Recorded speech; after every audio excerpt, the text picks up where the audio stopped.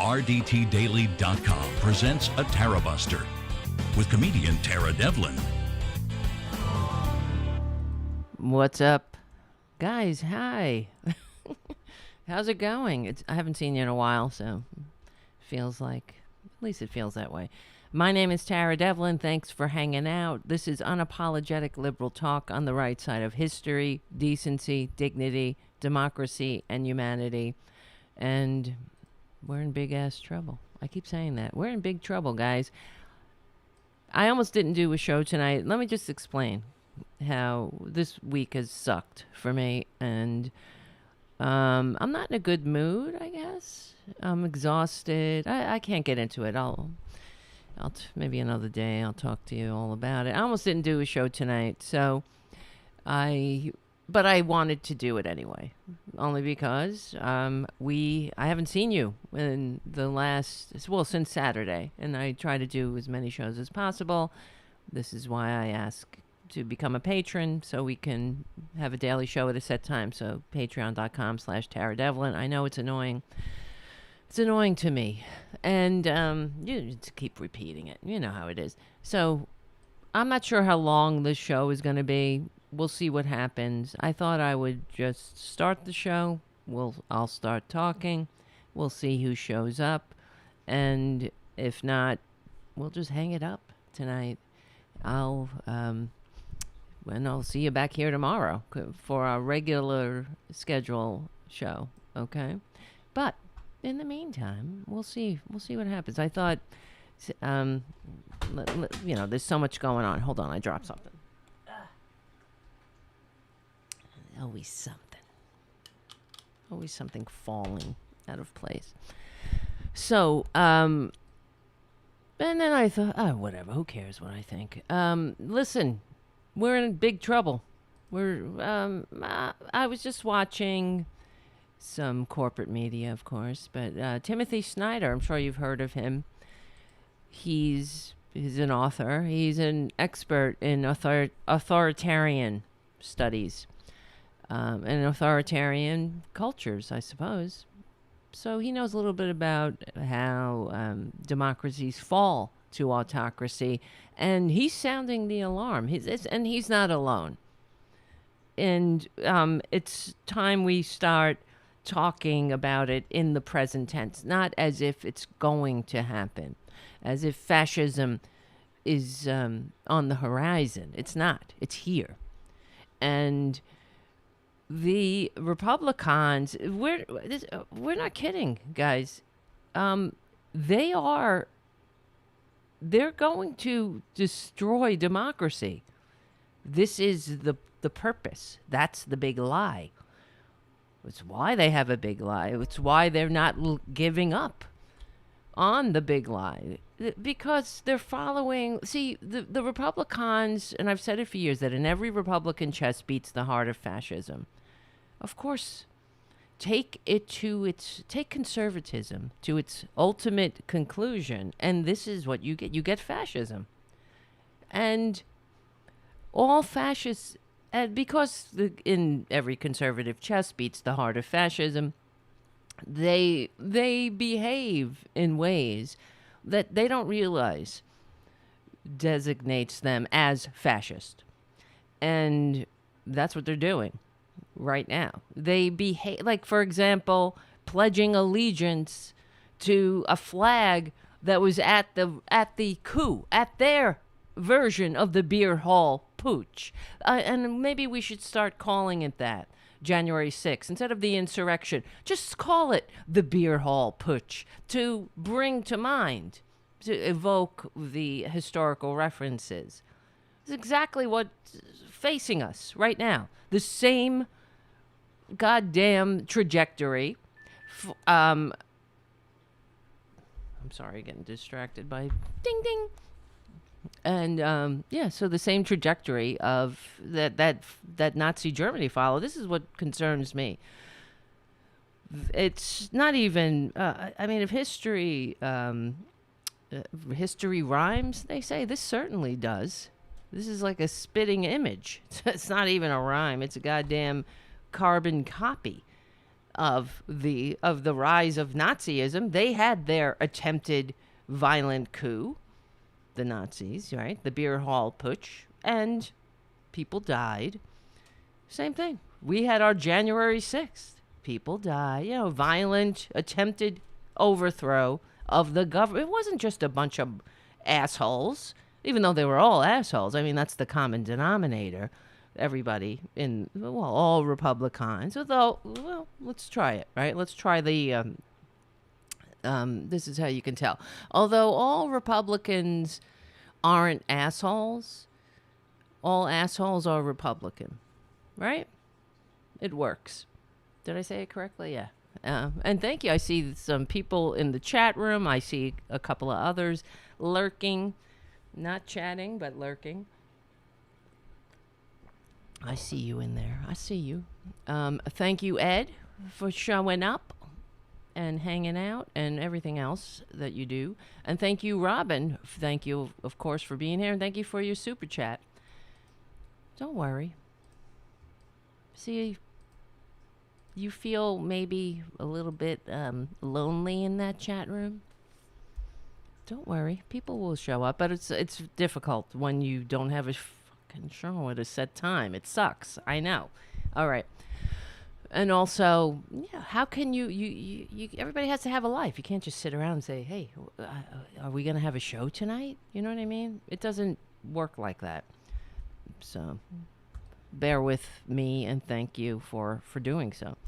So, like I was saying, I don't know if I sound like a broken record concerning this fascism, but I think that this is really the number one concern. I'm very concerned, and you guys know it. I'm on the fence. If we lose the election in the midterms, if we lose any, if we lose the House or the Senate, we're done. We are done. And I really don't know how to stress that more emphatically. So today, Timothy Snyder, right before I was getting ready to go on air here, and Timothy Snyder was on the corporate media. And I caught some of his interview. So I want to play it, and we can talk about it, because I'm pretty, I was glad that this was on the corporate media. This needs to get out. So, here we go. Wait, wrong one. Where the heck is it? Sorry, guys. Sorry. Here we go. Why isn't it no audio? Hold on.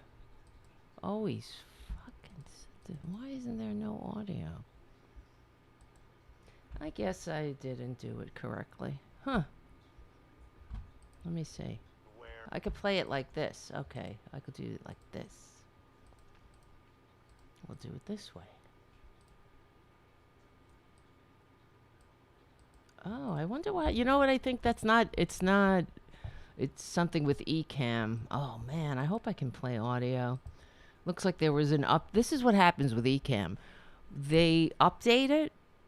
So I'm able to start the show, and then for some reason, usually when you open up a program, it'll say this program has an update. So do you want to update this? And you say yes or no. This Ecamm, it will update in the middle of a show. It's really annoying. And then it will kick my audio offline. It's whatever.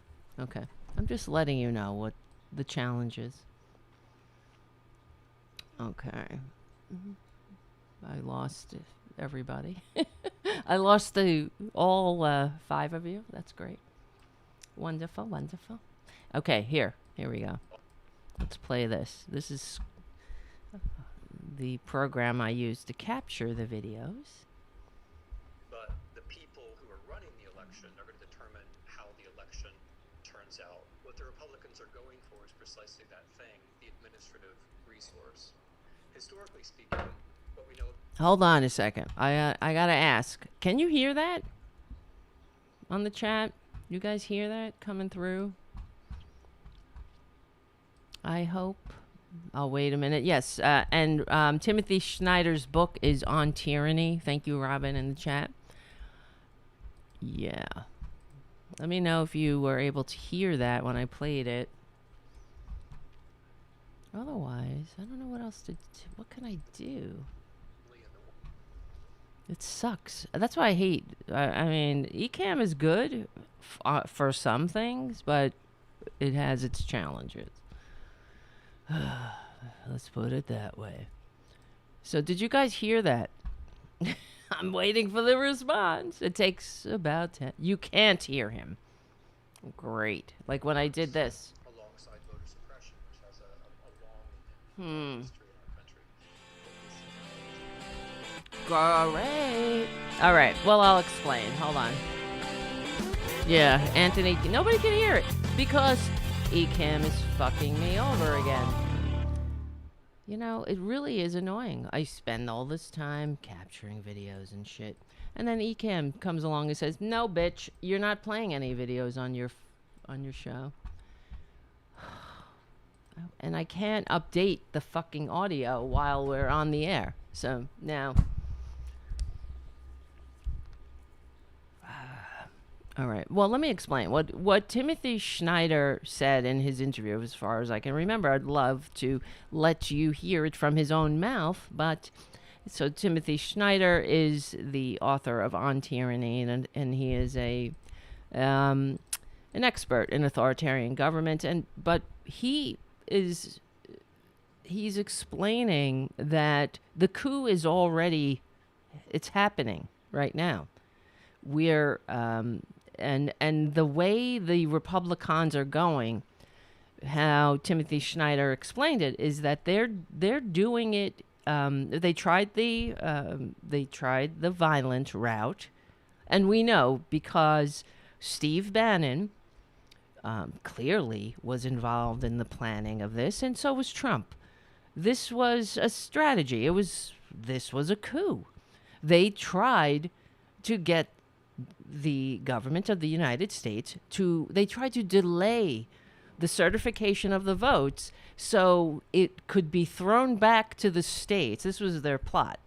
And then I don't even know, the states would decide these technical, whatever. They had it all laid out that it would be decided. And of course it would be decided not by people who love democracy. It would be decided by Republicans whose whole purpose is to destroy this country. So when Steve Bannon says he wants to tear down the administrative state, now look at Steve Bannon. Bannon is let's see, hold on. Steve Bannon. I just had this picture of him. And I thought to myself, this is the guy that's going to destroy this country. This guy. This horrible, obviously troubled person. And clearly this is why he's a fascist. Fascism is the ideology of troubled people. Of course. Wait, hold on. I'm getting now while I'm on air, while I'm live on air. I'm just doing this for Ecamm. If somebody at Ecamm is watching, while I'm live on air, I get what is this? Update my system audio. To broadcast system audio, please update. Click here. Why would I do this while I'm on air? Why would you ask me this while I'm on air? Why would you not allow me to use the program as I've been using it before update, right? Why don't you just let me use it? And then if I update it, I'll update it later. Why do you have to hobble me? I mean, really, why? Why in the middle of the show you have to say, no audio, no video, no audio? Right? Is this too much to ask? For a show that doesn't, for a program that doesn't fuck your show up, I mean, we got enough problems. That doesn't hobble the show. You know, like I spend all day trying to prepare, and then Ecamm says, well, you know, all those hours you spent getting videos, capturing videos, outputting them, so we can prepare for the show. No videos. No videos for your show. I'm sorry, guys. Thank you for letting me share. If I really wish I had started this show with OBS at this point, because like at this point I feel like I would have to learn a whole new program now, and it's really annoying. I guess this is why become a patron. That's all. Patreon.com/TaraDevlin. I'm trying to show you my screen. Of course, it won't show me because something is. I guess I needed to update, but it didn't tell me. It just told me in the middle of the broadcast that there was an update. So, all right. I know the show sucks. What can you do? This is fucked up. All right, whatever. Who cares? Fuck it. I'll just talk. So what I was saying is that this Steve Bannon, when he's talking about tearing down the administrative state, he's talking about tearing down democracy. What is the administrative state? It's democracy. It's the bureaucracy of democracy. And when he says, I'm going to tear it down, that's what you're tearing down. And nobody called him out on it. And this is why we're here. This country, there's so many problems that we have to address. That's why I'm like, do I just get the hell out of here or not? And I'm not the only one talking like this. You know that. There are other, I just talk to people in my daily life, casual conversations. People are like, I know, I got to get the fuck out of here. Like, what? I feel bad. I feel bad for young people.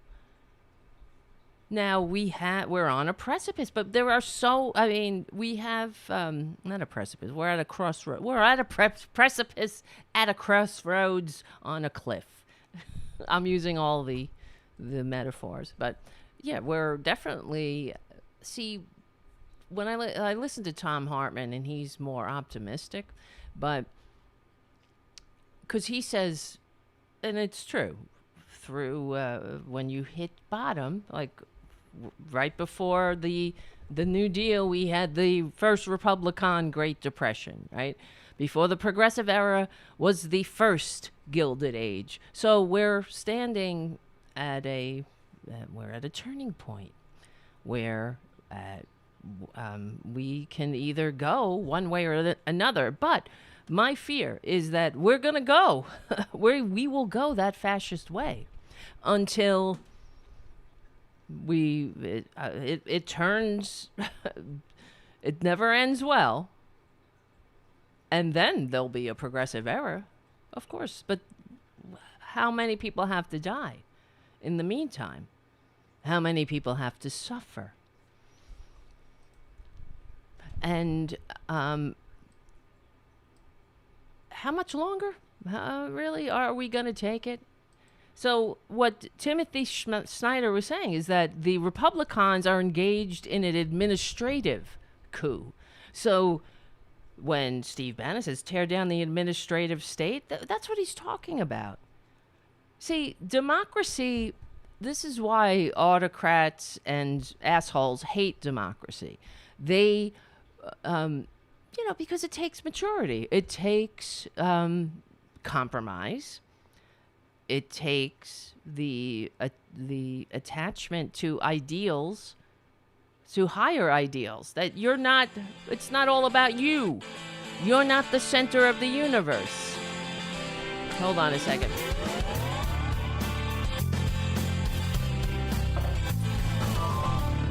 Oh, by the way, if you want to call in, I know. You can. As soon as I make my camera not blurry. And where is it? Call in? If you want to call, you're allowed. Why not? You're free right now.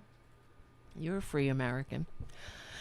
So when Bannon is talking about tearing down the administrative state, what is he? He's talking about destroying democracy, and that's what Timothy Snyder points out. He didn't bring up Bannon's name, but he points out that in other countries that have fallen to autocracy, there's not a violent overthrow per se.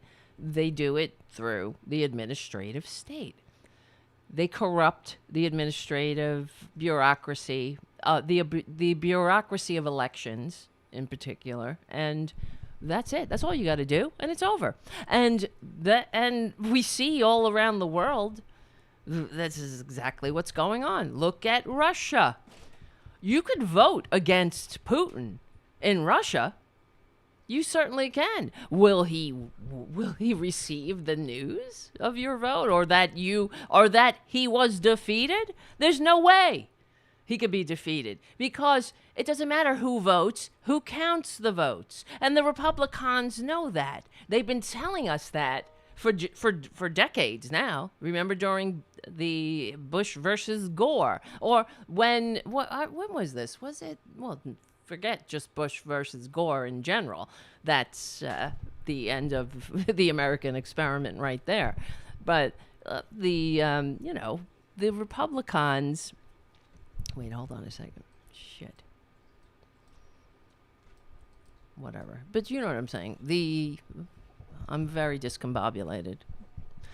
Let me.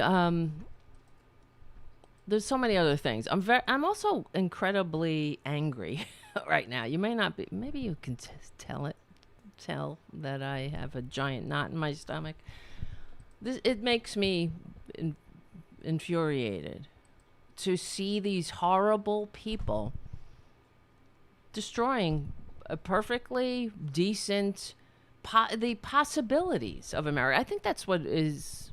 I think that is what crushes me most of all, is to have these horrible people like Steve Bannon destroy the potential of America. And it's also heartbreaking to think that, when I think about the Black Lives Matter movement and the normal people. The Black Lives Matter movement, you notice what Black Lives Matter, the people involved in the Black Lives Matter movement use the mechanisms of the administrative state to further the progressive agenda of making a more perfect union. We're in this together. That's what Black Lives Matter is about. And everybody who isn't an idiot knows that. That when you say Black Lives Matter, you're saying all lives matter. Because if all lives mattered, you wouldn't have to say Black Lives Matter. You know what I mean? We understand that. Though we all know how I wish we had chosen a different phrasing at that, but whatever. That's another conversation. But the, hold on a second. Wait. When they're talking, here's Bannon. Bannon says he discussed how to kill the administration in its crib with Trump before January 6th. This is what they were doing. And now all over the country, we understand that they're passing voter suppression laws, kicking people off voting rolls, making it harder to vote, and also ensuring that they count the votes. Now that's it. They're done. It's done. It's done. They don't have to corrupt everywhere. They just got to corrupt in the right places. And they understand that, as horrible as they are. This is all they do. It's like a prisoner who just sits and thinks about how to escape all day. That's what Steve Bannon does. This is what they do. They're not out there thinking about how to make the world safe for democracy. They're not knocking on doors and asking their constituents how they can make their lives better. What can I do as your elected representative in Congress to make your life better? That's not what they're doing. They use their power to enrich themselves even further. That's it. That's it. That's why this country is swirling the drain, and I'm very upset about it. to put it simply, really, it's enough. It's enraging. This is our country, God damn it. We are the majority. They know that. Even now, all of the assholes stopping the Build Back Better plan, they're representing a far less amount of people in the country. Now, what kind of a successful, great country? How can you have a great country if the people in the country never get what the fuck they vote for? Huh? And the representatives, the only thing that they do, that they think their job is to enrich the rich. And this is the problem in itself. Since you cannot have democracy and this kind of upward immobility at the same time, it doesn't work. Steve Bannon knows this. So does every Republican. They know this. They knew the broken system because they've broke it. And they're not gonna unbreak it. They have always hated democracy. You get it, guys? They've always been the enemies of the people. Enemies from within. Corrupting this country from within. They hate elections. Who the hell wants to knock on doors when you can just steal and write the laws? Who wants to knock on doors? You think Matt Gaetz wants to knock on doors? He wants to do ecstasy and have sex with underage girls. This is what he does. And give his friends cushy jobs that they can corrupt for themselves. These are all the enemies of the people. And I mean, everywhere we look, they're horrible. So they're horrible people. And this is what gets me very depressed, I guess, is that they're so horrible, yet there are so many people following them. They're still the minority. They're in the minority. Never forget it. That's why I talk about unapologetic liberal talk, since we don't have to apologize for being right, for being small d Democrats, for being patriots, because that's what that is. Being a patriot means that you are dedicated to the cause of democracy, not autocracy or strongman rule. All of them, they recognize that. See, the thing about Bannon is that he is a fascist, and he likes it that way. He's a horrible piece of waste of human dirt under somebody's goddamn shoe. That's who Steve Bannon is. Sitting on, I mean, these suckers, these idiots that gave money to Steve Bannon. He was convicted. He was living high on the hog. The hog high on the hog. On a Chinese billionaire's yacht. He had already blown through $1 million of all those dumbass, all the dollars and cents the idiots scraped together for the con man. Fucking bunch of morons. Do you hate black people that much? Do you? Is that it? They hate people with darker pigment that much that they will throw out the whole goddamn baby with the bathwater, right? That's really what we're up against. They hate democracy this much that they will destroy it. They can only take it so far. And I've said this forever, and I hate being right. I do. I want to be wrong. I really wish they would surprise me, turn around one day, and represent their fucking constituents and not their own selfish interests. God damn it. Kill this This is what he said. This is what Steve Bannon said. Former White House chief strategist Stephen Bannon. Don't call him Stephen. Fucking give me a break. This is from The Hill. On his podcast, he told Trump to kill this administration in the crib. Piece of dirt.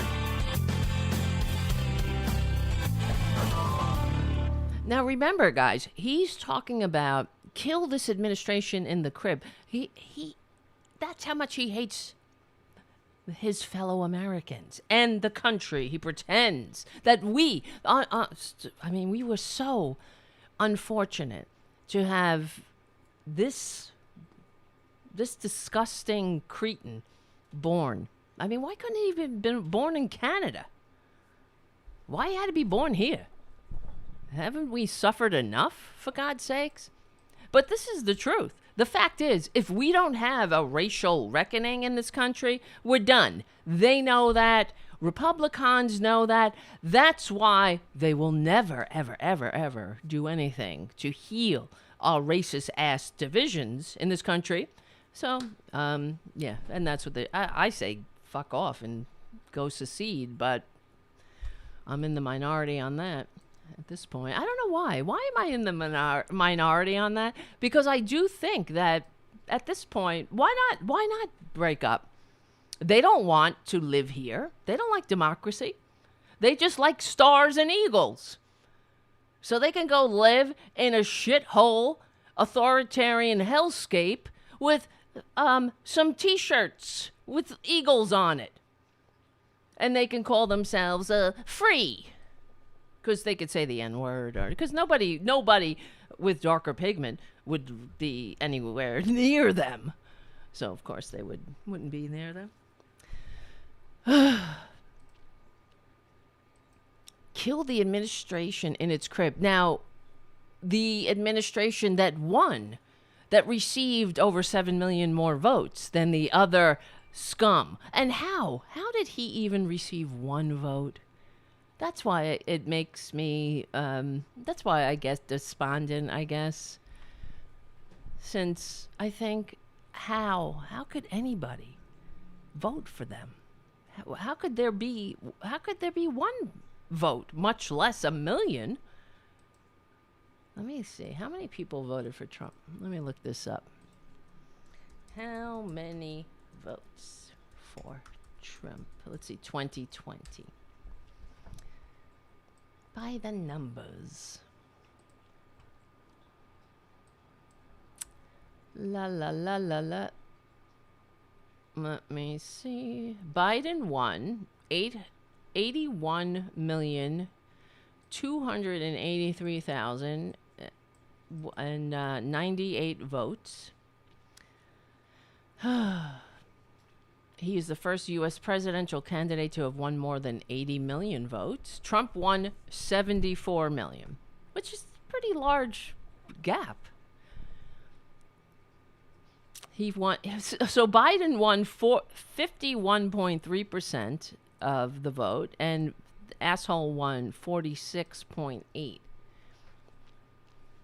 That's more votes than any other presidential candidate has ever won. I'm talking about Biden, with the exception of Biden. Yes, third-party candidates picked up 1.8%, blah, blah, blah. More than 159 million Americans voted. Who cares? So was the election close or not? So did Biden win comfortably? Yes. If you go by the vote, the popular vote, in the past 6 elections, only Barack Obama won by a larger vote margin. Likewise, Biden's 4.5 percentage lead, blah, blah, blah. Well, you know. But as Andrew Jackson, Samuel Tilden, and Grover Cleveland, I cannot talk, Al Gore and Hillary Clinton can all attest, winning the popular vote doesn't necessarily mean winning the presidency. The stupidest, ridiculous, anti-democratic bullshit embedded in our body politic, no doubt because of some budding fascist, a conservative who had in his chest was beating the fascist heart. That's the conservatives. I mean, we've always been battling conservatism, and it can be argued that we've been battling conservatism our entire existence as a species. Ever since we crawl out of the ooze, Republicans, they were conservatives, have been biting our ankles, dragging us back, no matter what we do. They're constantly standing, not just standing in the way, but dragging us down, tearing us apart, dragging us down. That's them. And, okay, there's so many. That's all I'm talking about. Steve Bannon. The thing, if you saw Officer Fanone on Chris Hayes' show the other night, and I'm getting annoyed because I can't play these videos, and what he said, I thought was great. He said that it's ridiculous that the goddamn legislative branch of the United States can't go and arrest somebody. That has to be this bullshit procedure, red tape, all this goddamn red tape to go arrest a scumbag who defies a subpoena. You try to defy a subpoena. Steve Bannon gets to defy a subpoena? That piece of shit, that filthy, disgusting con man who robbed people he pretends to support, and while lounging out in on some billionaire's yacht, Chinese billionaire's yacht, to add another layer of bullshit.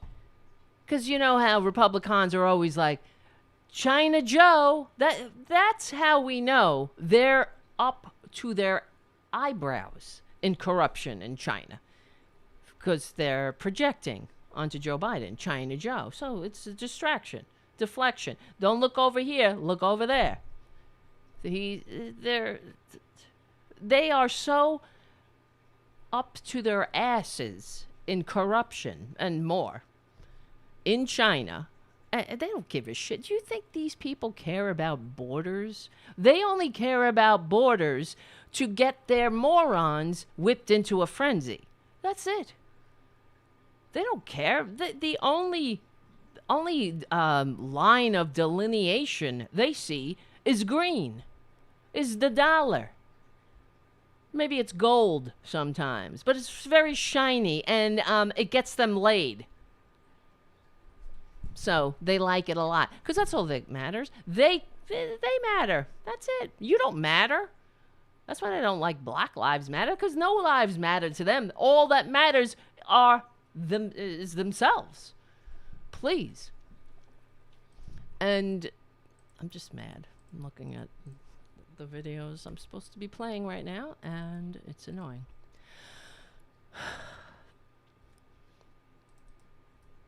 Yeah, but we have so many problems. And another problem, it's not just Bannon. Bannon is disgusting. He must be called out, and must be, you know what? This is what is so concerning too, because Timothy Snyder, what he was saying is that when there an autocracy finishes, is successful in corrupting the administrative state, so to speak, then it's done. We're done. There's nothing you can do. There's no voting. That's it. You can vote. We'll still be voting. I'll probably, who knows? Will I be here? Who knows? But we'll go through the motions of democracy. But will there be a democracy? I don't know. And actually, let's listen to, well, we can't listen to him. I'll have to read this. From Salon, Timothy Snyder warned us we can survive it. Now, I saw this, and I want to read it. I was only able to peruse it, so I didn't read the entire article, so just letting you know. One reason this is from Salon by Chauncey DeVega. One reason historians study the past is to better understand the present. In his books, essays, and public scholarship, historian Timothy Snyder has been conducting a master class on authoritarianism, neo-fascism, and the existential threat that Donald Trump and his movement represent to America's multiracial democracy. Snyder, a professor at Yale, is the author of best-selling books on tyranny, 20 Lessons from the 20th Century, and The Road to Unfreedom, Russia, Europe, and America. Might have to put a pin in that because I didn't read that, and I'm going to.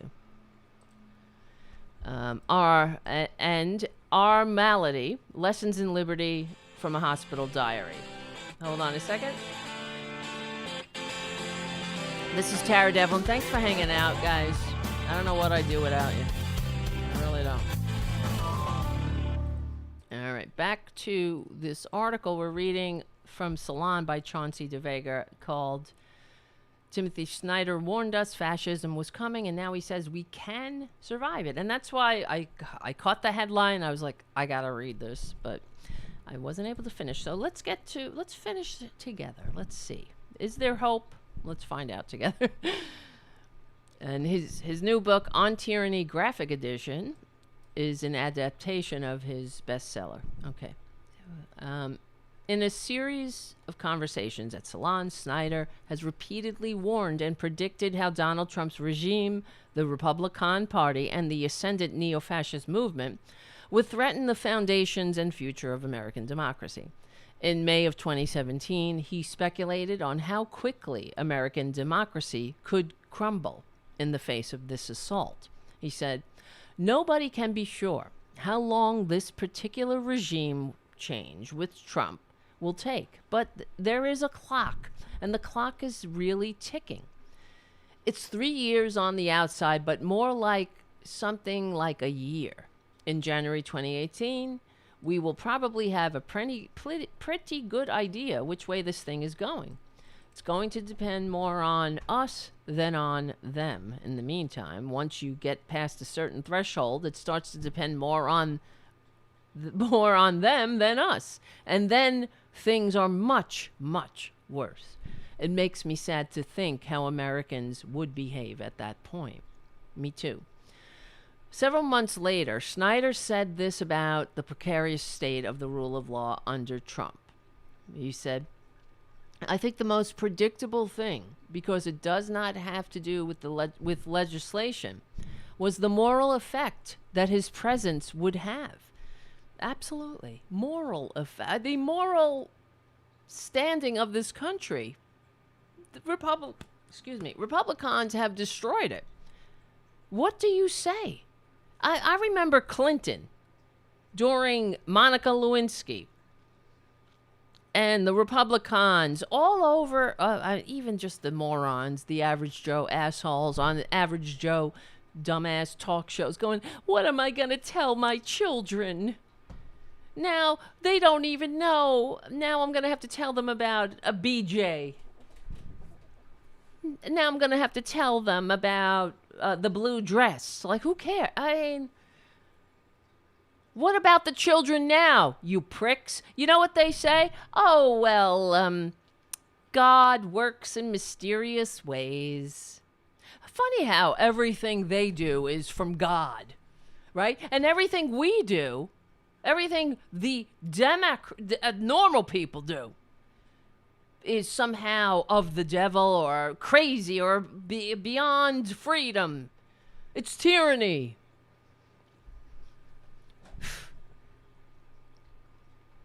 Oh my God. The moral effect.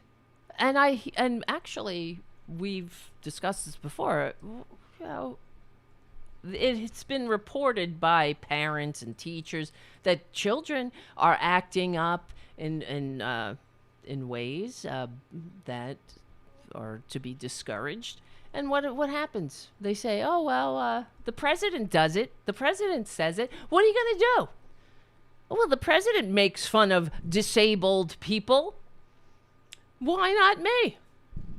Well, the president. What else does the president? I mean, he does it all. The president grabs them by the pussy. Who cares?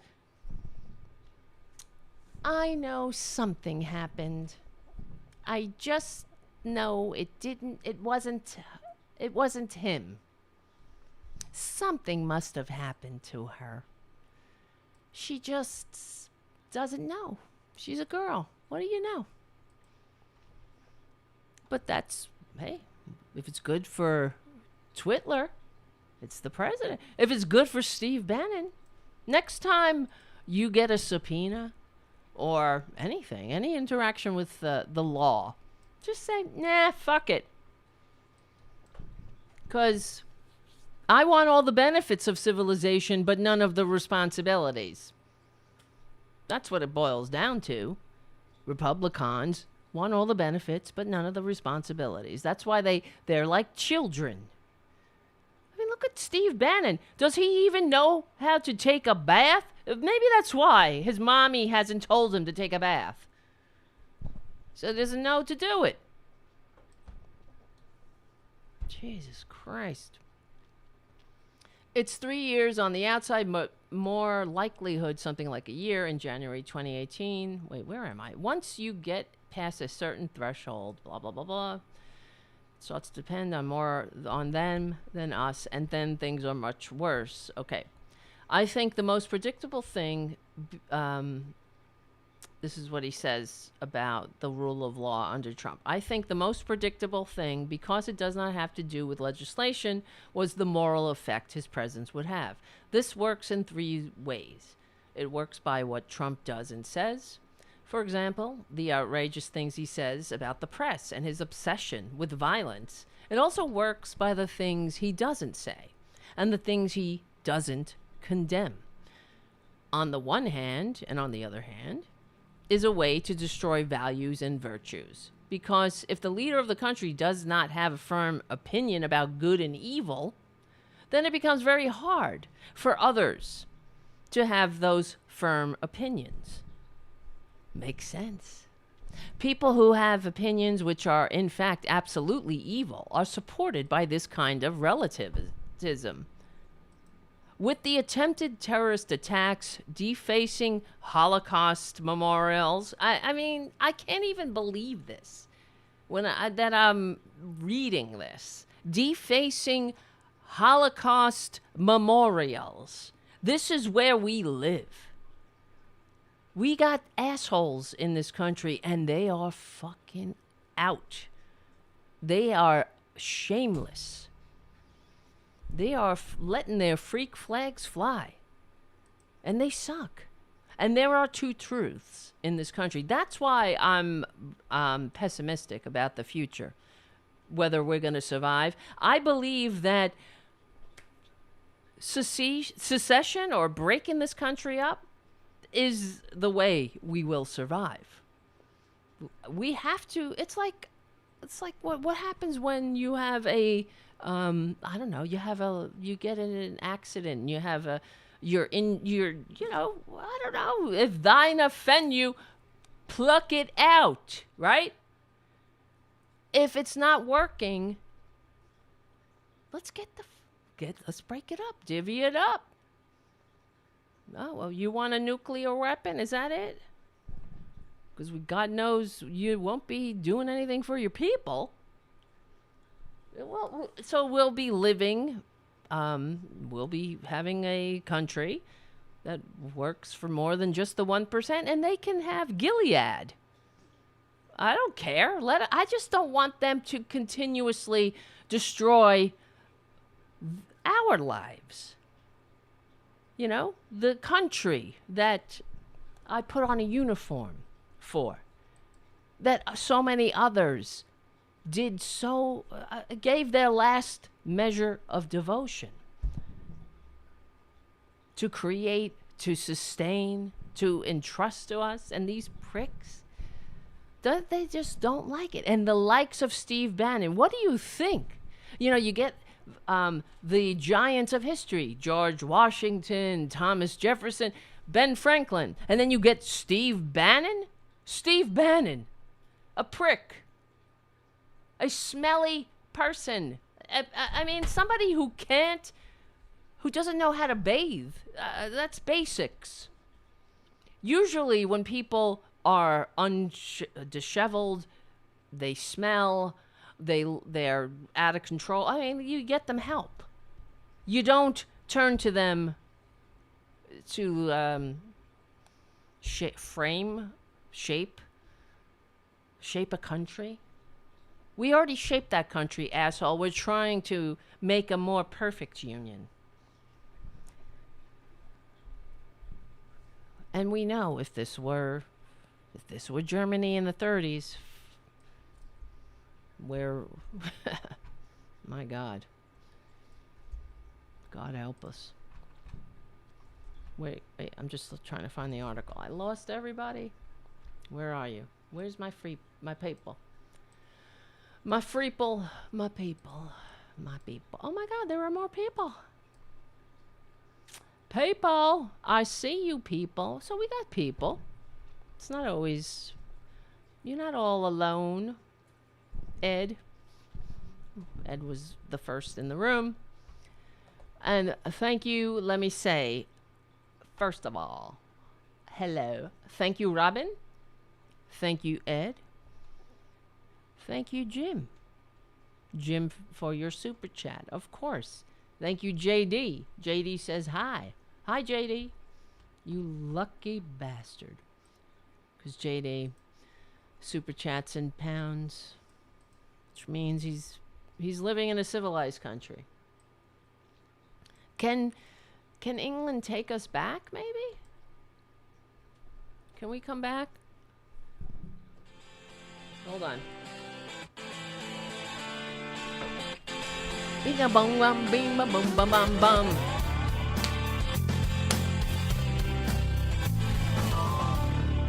All right. Where is it? Okay, we're reading Timothy Schneider's... Well, we're reading an article by Chauncey De Vega in Salon concerning autocracy on tyranny, 20 lessons from the 20th century.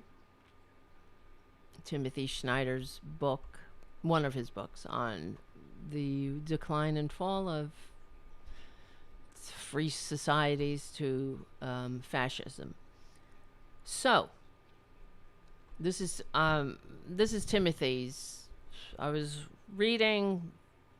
This is a continuation of the same section. Okay, whatever. The section. Wait, where am I? Where am I? People who have opinions which are in fact absolutely evil are supported by this kind of relativism. With the attempted terrorist attack defacing Holocaust memorials and defacing the Lincoln Memorial, which just happened, by the way, you're looking at the demoralization of society. Who the fuck would deface a Holocaust memorial? Anybody have an answer to that? Who the fuck would do that? That's why I'm flabbergasted. I never wanted to have a need to say that word. But here I am saying it. Flabbergasted. That's all. I am. I really am. I thought better. I thought better of the majority. I knew there were assholes, but You know, the other thing, I guess it's when you talk about a failure of imagination, I suppose it's a failure of my imagination that I didn't think that it could happen here. Even though we have books and I've, of course, read history and whatnot, I've read the book. It can happen here. Or what's the other one? Yeah, it's Sinclair Lewis, right? It can't happen here. Well, you know what I mean. I read that book. I mean, it's not a great book, but you get the point. And it did seem just like fiction.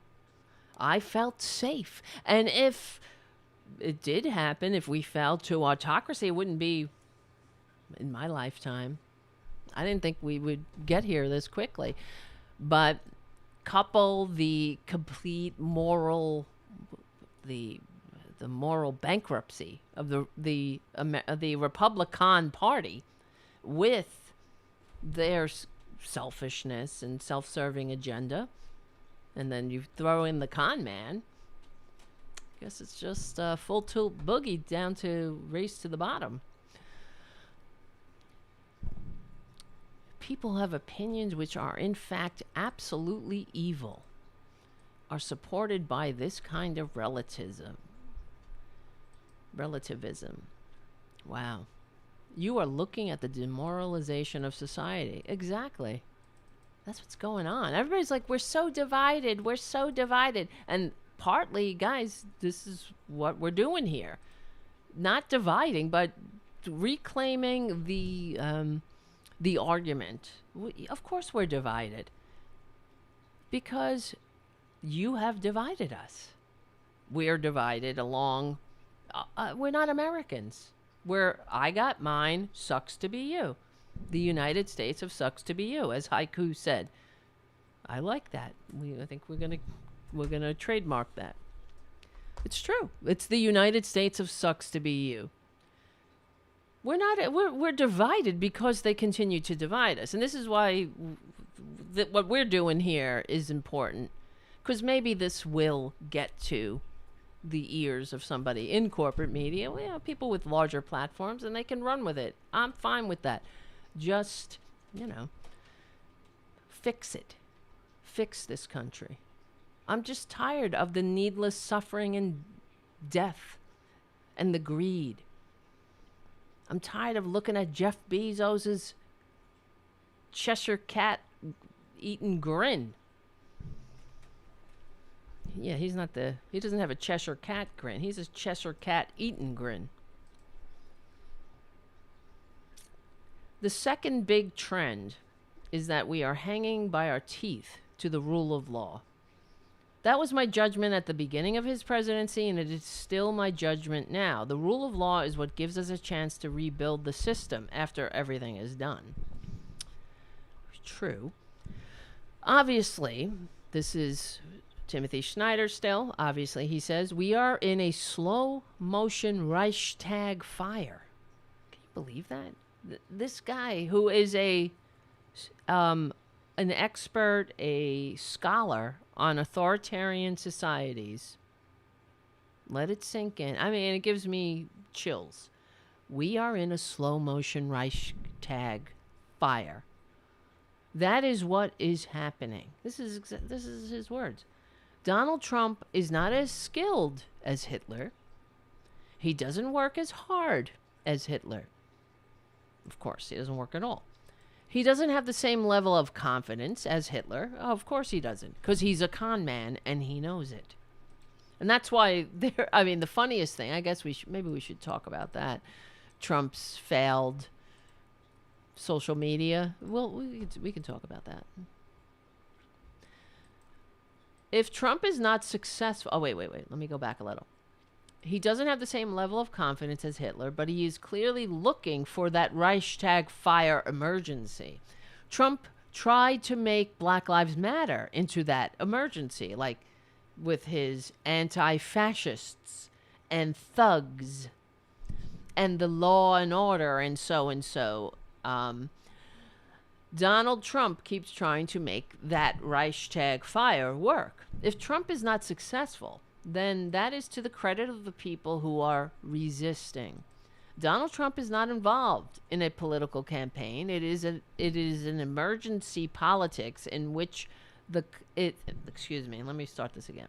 It is emergency politics in the constant search for an emergency. Whether Trump and his allies can line up the emergency politics with the emergency, I don't know. But that is all that Trump and his allies got on their side. And that's all they have going through Election Day. And this is before the 2020 election, of course.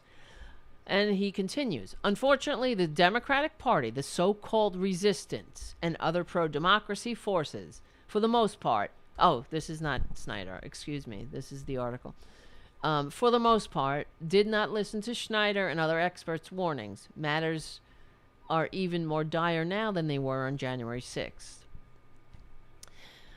They really are. It's worse now. It is. Because we see it is transparent what's going on.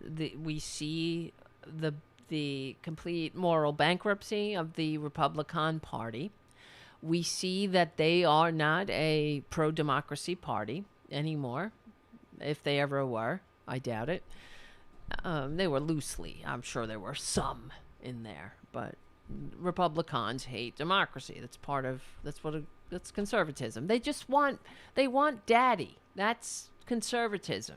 They want a big daddy to tell them who's wrong, who's right, what pigment is good, what pigment is bad. What about orange pigment? Get up here. Get up here. Are you just going to stare? Everybody wants to see you. Get up here. Yay! Everybody. Bing, bang, bang, bang. We know who's here. Tara Jr. Where is my junior? Yeah, you are. I know you're there. Everybody, ladies and gentlemen, it is Tara Jr. All right. I know. You just sit there. Just sit and stare. Unfortunately, the Democratic Party, the so-called resistance, and other pro-democracy forces, for the most part, did not listen to Snyder and other experts' warnings. Matters are even more dire than they were on January 6th. Democrats and pro-democracy forces are not acting with the urgency required to defeat the Republican fascist movement and continue to behave as though compromise and bipartisanship is somehow going to save American democracy. Oh, yeah. And here we are, right? This is what we're up against. We got the Bannons, and then you got the cinemas and the mansions to put the last nail of the coffin in. In this new conversation, Snyder reflects on how and why America's democracy crisis is getting worse, the seductive power of normalization and denial. And I think that's what it's about. We don't want, it's like people in general, we don't want conflict. We just want to get through our lives. People don't want to see what's right in front of their faces, especially if it requires strong action. Who wants to deal with this shit? You think I want to? We have so much other things we could be doing. Could you imagine if we weren't fighting fascism and we had a functioning country? Could you imagine? So that's what breaks my heart. I sit around and I think about what could be, and it makes me want to cry. Because we have everything there in our founding documents, all there saying exactly the kind of country we deserve. One that promotes the general welfare over the welfare of the corporate elite, over the 1%. We're in this together. The founders made our national motto, E pluribus unum. Why would they do that? If they were making a country that was a bunch of rugged individuals who didn't give a shit about each other, because that sounds like the system that they escaped. Everybody in their own, just find your Lord to serve, and then maybe he'll trickle some benefits on you. And because don't expect anything from the government. All you're supposed to do is pay your taxes so it can be immediately funneled to the top. So you pay your taxes, and there's Joe Manchin, Kristen Sinema, and the entire Republican Party standing there telling you that you're too entitled. So that's what we do. We work. We pay our taxes solely, not for benefits, not for a civilization, that we're paying for, the admission price to civilization. You would think you would expect some services in return, right? But all the services are cut. All the things that we need get cut. You know why? Because the rich got to get richer. I got to tell you, I don't want to talk about this because this story that happened on Sunday, I'm going to start crying. I had a very bad, not bad, I don't know, whatever. I can't talk about it. It'll make me, I'm getting, I could feel it already. It was a very upsetting thing. All right, I'll just explain it briefly. If I cry, it's your fault. So you guys know I do volunteer work for New York City Feral Cat, do TNR, and because of that I encounter a lot of raccoons, and who for the most part peacefully cohabitate with the cats, And anyway, there's been a lot of sick and, well, I found a lot of dead raccoons lately, like the past 6 months. And it's not just me. A bunch of other people who volunteer and also workers have found them. And we've been very concerned about if somebody's poisoning them or something is happening there. And to make a long story short, I went on Sunday and I saw what I thought was a dead raccoon, and I have a grabber, and I was gonna put it in a bag and dispose of it. And it's disgusting, of course. I hate doing it. It's terrible and horrible. But this time when I went to grab him, I grabbed, and he moved. He hadn't died. And it was the saddest goddamn thing. I can't talk about it because it was the middle of the day, so they're nocturnal. So the other thing was that he put his hand over his eyes. It was such a human thing. Hold on. So I stayed with him. I called up the Wild Bird Fund. I was trying to get help. What do you do in a situation like this? So we have a wildlife rehab here in New York. It's called the Wild Bird Fund. Their machine said, if you found a raccoon that's sick, call us. Do not bring it in, because it could have distemper. You never know. The raccoon could be sick in some way. I don't know.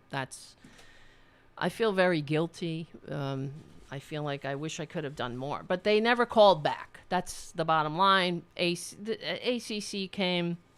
I was with this raccoon for 6 hours until, everything was closed. It was dark. Finally, ACC came. At this point, and the poor thing was still hanging on.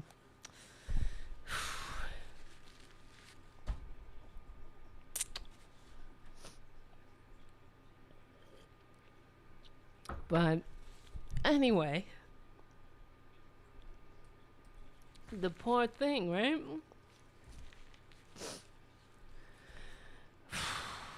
But it took, so long. Then they're like, there's something else going on in the Bronx. We can't get there. And this is why it was, the point was that by this time, the only thing we could do was euthanize the thing, right? But why am I saying this story that I swore I wouldn't tell? Because I knew this was going to happen.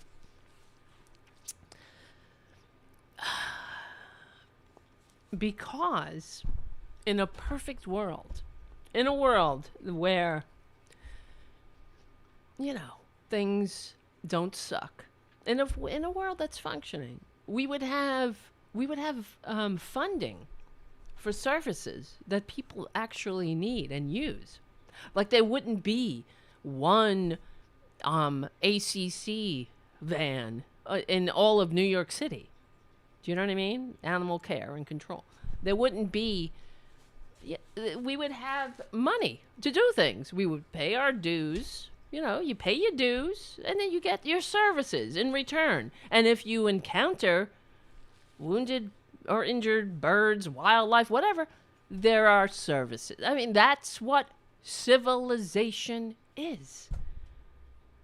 Does that make sense? Or am I being overly sensitive? Because I thought to myself, what the fuck?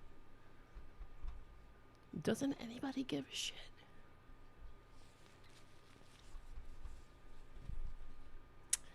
Anyway. All right. But that's really it. We pay for the, what's the word? It's a moral document. Our budget is a moral document. And we're morally bankrupt. This is why everybody is at each other's throats.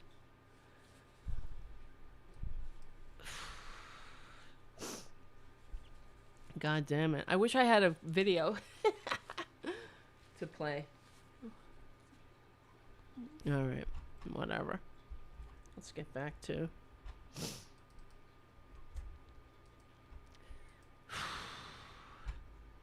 And that's what I thought. I mean, when I was sitting there with the raccoon, I was really... This is what I was thinking of.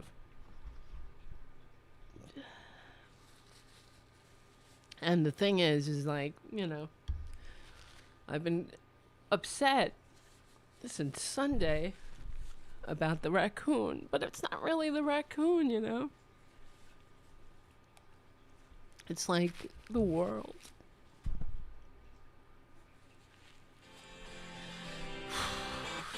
Oh boy. What a fucking show, right? Show sucks. Oh my god. Why do I do this show? What's going on? Is this a show or is this like my therapy? It's a little bit of both. Anyway, but that's what I was thinking of. I have to when I get it further away from the trauma of it, I'll probably be able to talk about it more without without being like this. But it really upset me, obviously, but it was the raccoon, of course. I wanted to help him, but it's really everything, Enough is enough. All right.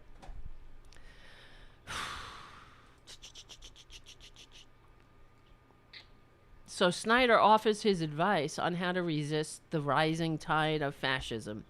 Americans must create lighthouses of truth and democracy, which should include more local news media and other civic institutions that can help our fellow citizens become better informed. Well, I mean, that's good. And this is Timothy Snyder saying, this is how we combat the rising fascism.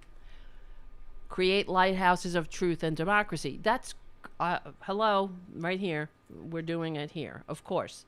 But it's just that it's impenetrable. Truth is incidental. It doesn't matter to right-wingers and conservatives. Truth is pesky. It's annoying. They care nothing about it. It doesn't factor in any way, shape, or form into their decision making. They're not a political party that's representing the people. They are they're a coup of self-serving scumbags. That's it.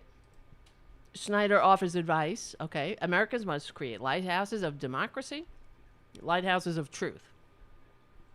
Toward the end of this conversation, Snyder observes that America is at a turning point in history where there are hopeful possibilities for the future, but also nightmarish potentials. That is it, man. I guess, Tom Hartman is sort of like glass half full. I'm not. I'm sorry. This conversation, it says, has been edited. How are you feeling now? How do you make sense of America's escalating democracy crisis? You predicted more or less what would happen with Trump's regime and the country's path to autocracy. Normalization has no bottom. This is Timothy Schneider saying this. Normalization has no bottom. People can normalize just about anything. Many people who supported Trump back in 2016 would, back then, have pronounced themselves appalled by things that did, in fact, happen. But if you don't make an active break, you will go along and write down through the coup attempt. On another side, for people who oppose Trump, the temptation is to think that problems can be solved in one stroke. They tell themselves, maybe I was wrong. Maybe some things did happen that were bad. But surely now we've taken some kind of turn. Those who like Trump are still thinking about him all the time, and those who don't have sometimes lost their focus. This is Timothy Snyder saying this, and that is what is particularly frightening. There are structural changes underway that is more important than Trump. What's frightening about this moment is that unlike 2016, where there were America's historic problems plus one person, now there are, one person, Donald Trump. Now there are those historical problems plus a coordinated, multi-layered effort to sabotage our elections. Hello. And that's the bottom line. They're undermining, not just undermining, they're rigging the elections. And what Timothy Schneider said, and maybe by tomorrow, when we get back together again, I could update ECAM and we can watch some videos or talk about some videos, but we can listen to Timothy Schneider, because this is what he says, that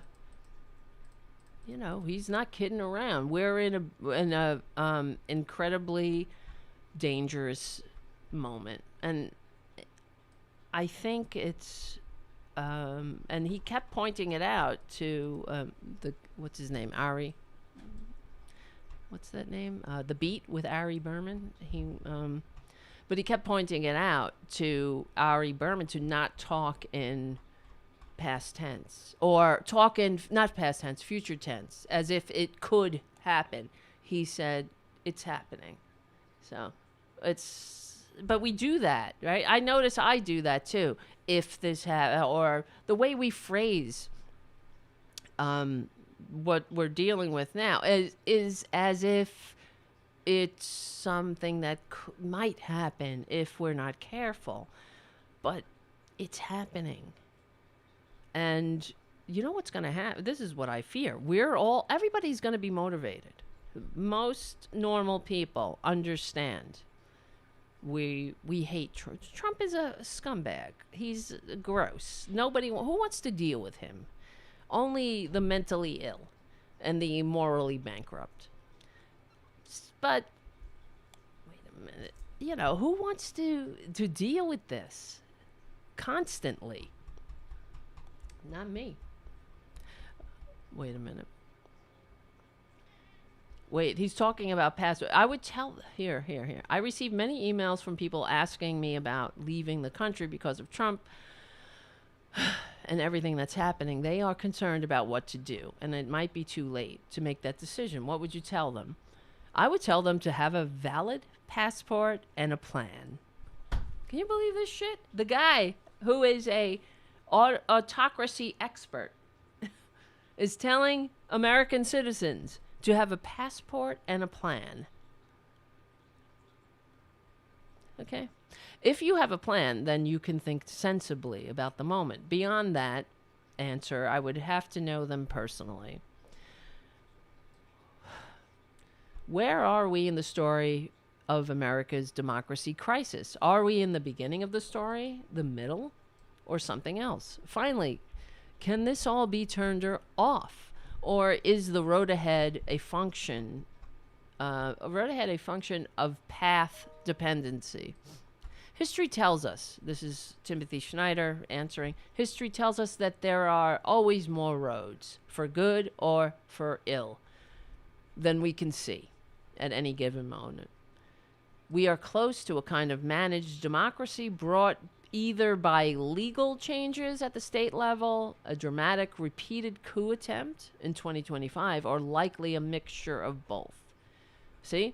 So he's saying there will be a mixture of violent intimidation, and, election rigging. The scenario is right out there in the open, and it is underway. But it is far from inevitable. Defense is now played at a higher level than in 2016. There is more awareness of the need for structural changes. But above all, we need a sense of a future which is something better than something better than an averted disaster. Without visions for a better future, it's hard to shake the sense that there's some kind of path dependency. Personally, I think there are much brighter versions of the future out there alongside much darker ones. All right. Guess we'll have to take it, I'll take that kind of optimism. That sounds more measured in a way. But he's being realistic. We are going one of two ways now. One is a brighter version of that future. The other one is an all-out autocracy. God. Hold on a second. How's everybody in the chat room? Right. I know. I see Andrea on the chat. Why would people be motivated to go out and vote for Dems who are not delivering? And and this is it. Exactly. So into this whole destruction of the grand experiment steps Kristen Sinema and Joe Manchin. God help us. Hold on a second. Boom, bum, bing, bum, boom. Oh, my God. That's just my time for tonight. Just looking at the time. Which brings me to the next thing. I mean, there's so many things to talk about, but I wanted to talk about, well, I hate Kristen Sinema. I hate her. I just hate her guts. If there's a danger turning to a Republican, she's going to do it. Trust me. She's the fucking one, not Joe Manchin. They're saying, in the media, in the corporate media, they're saying Joe Manchin floated leaving the Democratic Party. Wait, I just heard something. Did I get disconnected? No. Okay. It's not. See, Kristen Sinema is not. Kristen Sinema is a sociopath. There's something fundamentally wrong with her, just like every other Republican. And so why would anybody vote for Dems? Because they're not delivering. Now, the message is going to be, and I get it, though, you want the Dems to deliver, you got to give a majority. So we got this razor thin majority with these two scum suckers, rocks, albatrosses, ball and chains, idiots, sociopaths, blocking everything as if, you know, everything that Timothy Snyder just said isn't true. As if we have this time to waste. The fact is, we wouldn't be here if it weren't for our income disparity, our upward immobility, all of the ingredients of fascism. They set in motion. They've been setting that in motion since the first fucking Gilded Age, and I'm sick of it. You know? Like, this bitch, Cinema, now her thing, they asked her, because at least, see, I hate Joe Manchin too, but he is what he is. And he is that rare West Virginia, I guess, Democrat. He's rare. Who's fucking Cinema? She's not hanging by a thread. Her constituents want her to pass this fucking bill, just like Joe Manchin's constituents. That's the other thing.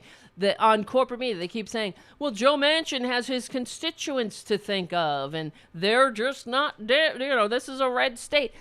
Are you kidding me? In the red states, they want this Build Back Better.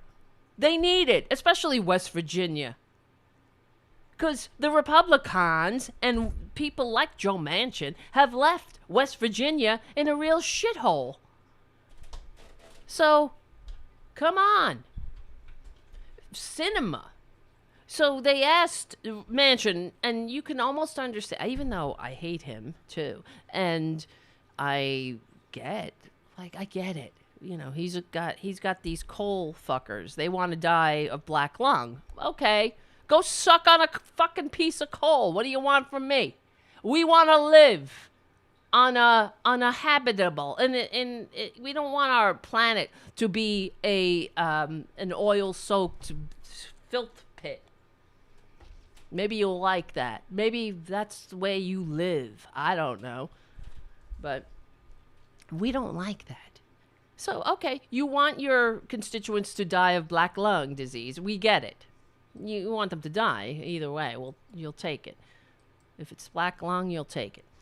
So, but he wants to cut down, whatever, fuck up Joe Biden, the electric vehicle charging. Can you believe this shit?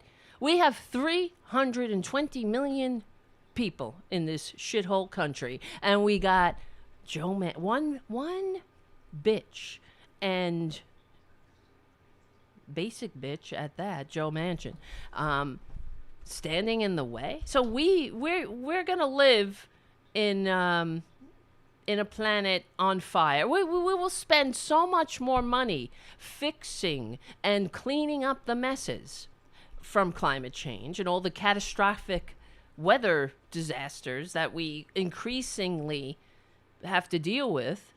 And because Joe Manchin wants his constituents to die, he wants them to die of black lung, as if that's like a positive. Oh, my constituents all want to die of black lung. Well, maybe they would like to have a job where they don't die of black lung. They're going to die eventually. Well, maybe you could do something for somebody else for a change instead of the people at the top who don't give a shit. They already destroyed this planet. They're not gonna fix it. They need more. They want more. It's never enough. They don't care who dies and what kind of a catastrophe they leave in their wake, because they'll be dead. They don't care. But cinema, the other thing. So Joe Manchin is like, I don't. My line in the sand is this: making a planet that isn't awash with dirty, archaic energy, filthy, disgusting. With people dying of black lung and poison, and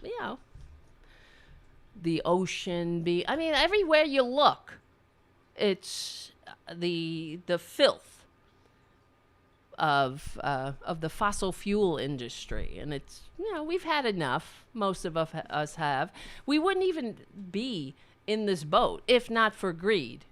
Now, because we know 100 years ago we had electric cars, we wouldn't even be here. You know what I mean? It's so ridiculous.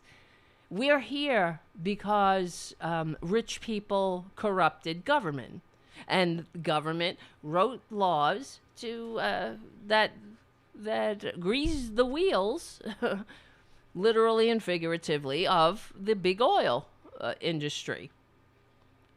We pay. See, that's another thing. We pay our taxes, and instead of it going to services like animal care and control, or, you know, health care for humans, we get nothing. We get funneled into Joe Manchin's houseboat.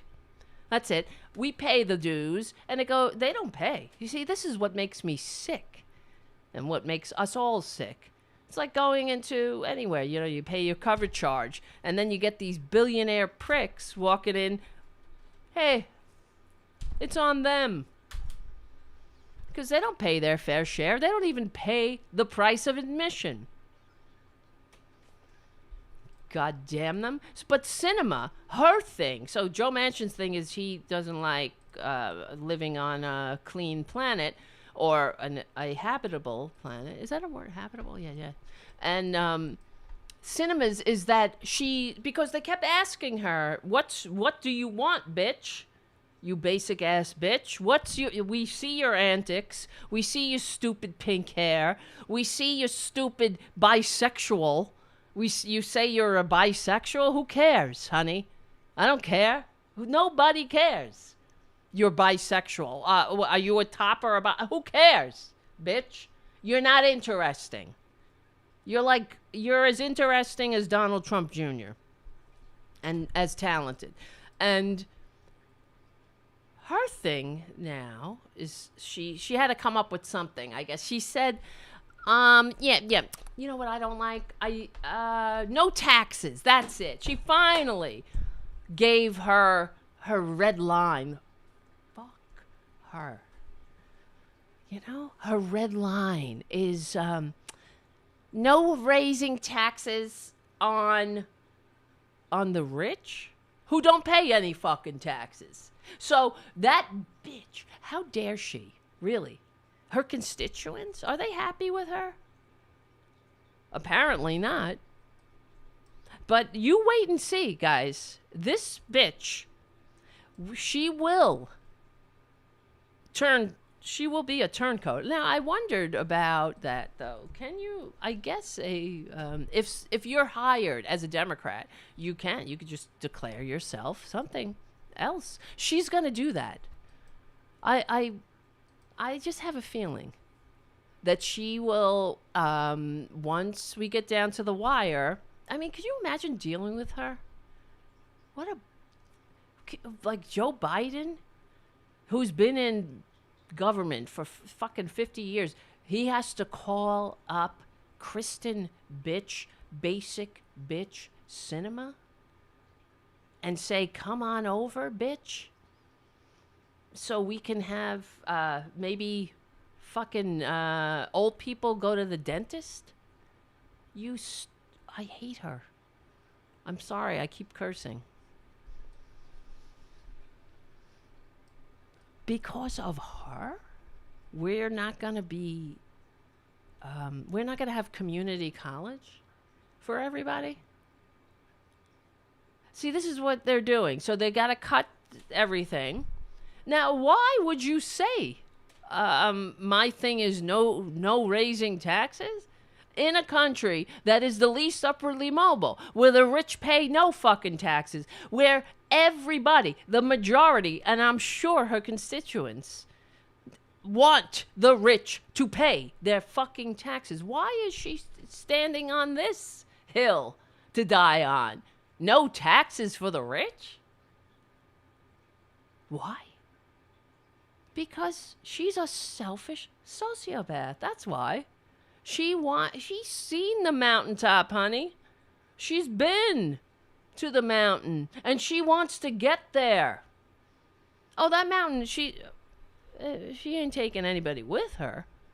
She ain't taking her constituents. The mountain it's a private club. You're not invited. I'm not invited. You're not invited. The only people, it's buku bucks to get there. You gotta really bribe that bitch. And she will do whatever the fuck you say. She'll dance. She'll say she's bisexual. She'll go, eek, thumbs down to living wages for the people she pretends to represent. Cinema blocks corporate rate tax hike. Now the corporations. Now she's so clearly a moron. She wrote an op-ed. This is why this country sucks, everyone. Okay, because in countries that don't suck, they don't give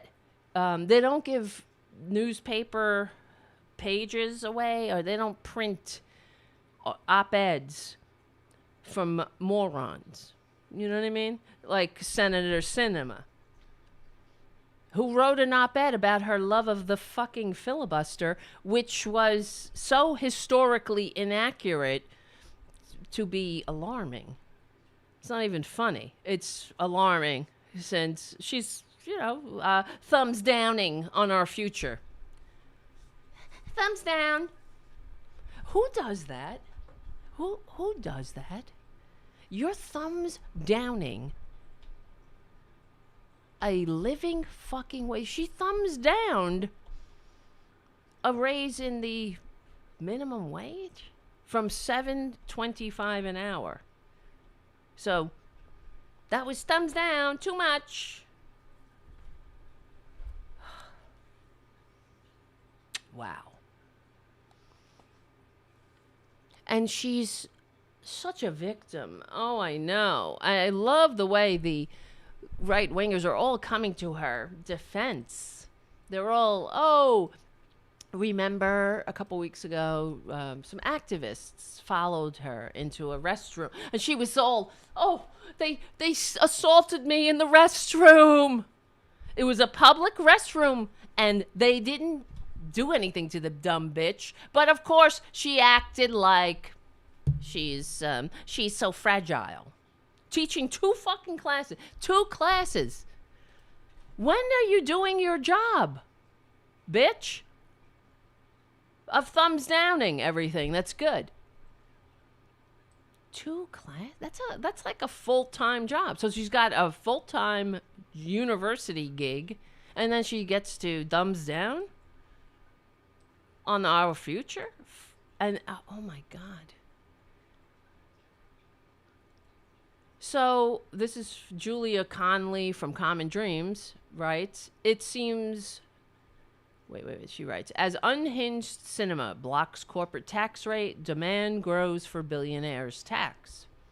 It seems truly unhinged to look at a country full of working people struggling to get by and decide that it's more important to preserve low tax rates for billionaires and corporations than it is to make significant investments in our families. Oh, yeah. Haven't you figured that out yet? Because it's not patriotism. They don't give a shit. They only play that patriotism bullshit to get the yokels in line, to get the idiots to buy some merch from their fucked up, unworkable websites. You know what I mean? That's it. They don't care about borders. That's why they're hanging out on yachts with Chinese billionaires, laughing at the assholes sitting in jail now for storming the Capitol on their orders. I mean, what a bunch of suckers. I love the way that fucking con man, he pardoned his fellow con man, Steve Bannon, after he stole money from the dupes. You think that Trump, if he really cared about his assholes who he robs, that he would pardon them, right? And not pardon the guy who robbed them? Am I wrong there? Okay. Senate Democrats are weighing their options regarding their plans to ensure the nation's wealthiest individuals and corporations pay their fair share in taxes. As right-wing Democrat, Senator Kristen Sinema appears poised to block a key component of Joe Biden's economic agenda, a reversal of the Trump-era corporate tax hikes. This fucking bitch, right? With friends like her. Oh, my God. That's why. I mean, why would people vote for Democrats? I would vote for Democrats to nullify Kristen Sinema. That's about it. Get rid of her. My opinion is this. Take it for what it is. The Democrats, yes, suck. We're the whole system sucks. They are a product of the broken ass system. But there are more Democrats who are not fascists, who are actually trying, I believe, and then there are not. You know what I mean? I mean, there's no hope with the Republicans. The Democrats, at least, there are a few who aren't completely a lost cause, like Bernie, for example. Well, he's not a Democrat, but you know what I mean. But others who the whole not taking corporate money or PAC money or any of the bribe money, that in itself, that's a requirement to be in the Progressive Caucus, and the Democratic Progressive Caucus is the largest caucus of the Democratic Party. So that used to be the smallest. So, I mean, there is progress. And the fact is, I mean, the system is broken. The whole thing is broken. It was broken by conservatives. All of it. How do you expect to have a system that doesn't suck when it is literally written into law? Bribery is made legal? It doesn't make any sense. Of course. That's why you have a Sinema. Why would you have a Kristen Sinema?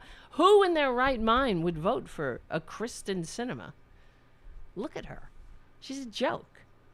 She is, she's certainly not anything that she represented herself to be. I mean, she was like a Green Party progressive because she thought she's like, what's her name?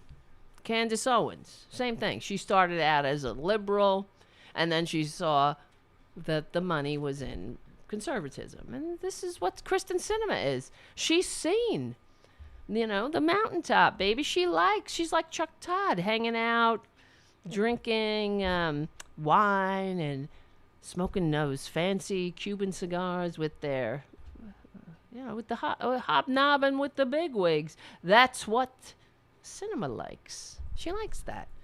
She's somebody. Everybody's looking at her. She's special. She's a meme. She's a thumbs down meme. But trust me, guess what? Oh, she loves it. She loves the attention, and she doesn't care where it comes from. She has no moral compass or ethical, or ethics in general. She's just, she's just a product of the broken ass system, and I guess we get what we pay for. And they get what they pay for. So, with Sinema refusing to join, where is it? The Arizona lawmaker who avoids speaking directly to the press. That's another thing about her I hate. I hate her. Well, nobody knows where you are, Senator Sinema, on Joe Biden's plan. I'm right here.